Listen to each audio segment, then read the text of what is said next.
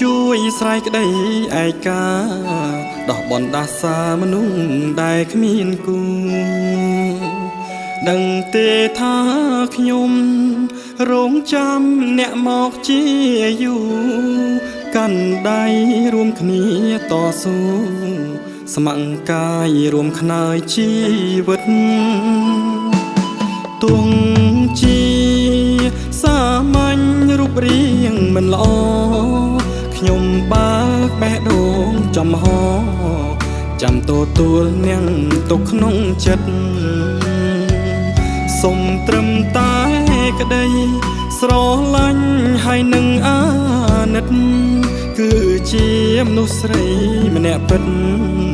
អោបខ្ញុំឲ្យកង់ក្តៅបាន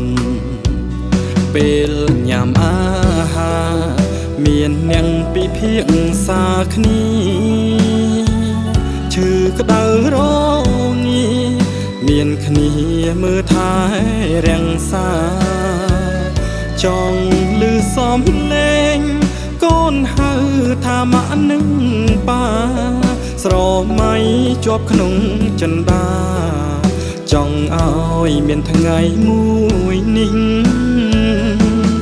ចង់មានមនុស្សម្នាក់កំដរថ្ងៃស្លាប់ផ្លូវជីវិតសែនអួអាប់ព្រោះគ្មានអ្នករួមគូជីវីរាំងសាចិត្តស្មោះទុកក្នុងដើមទ្រូងឆ្វេងនេះទុំសល់ពេលមួយនាទីក៏ខ្ញុំនៅតែចង់បាន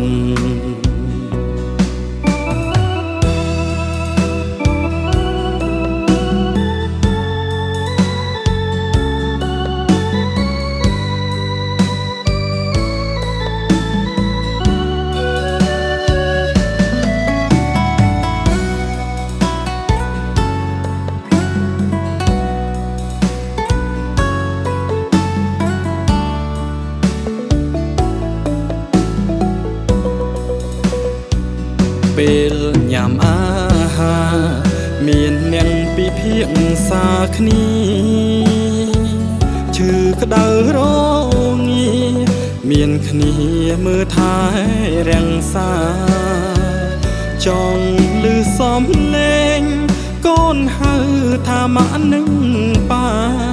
ស្រមៃជាប់ក្នុងចិន្តាចង់ឲ្យមានថ្ងៃមួយនេះចង់មានមនុស្សម្នាក់កំដរថ្ងៃស្លាប់ផ្លូវជីវិតសែនអួអាប់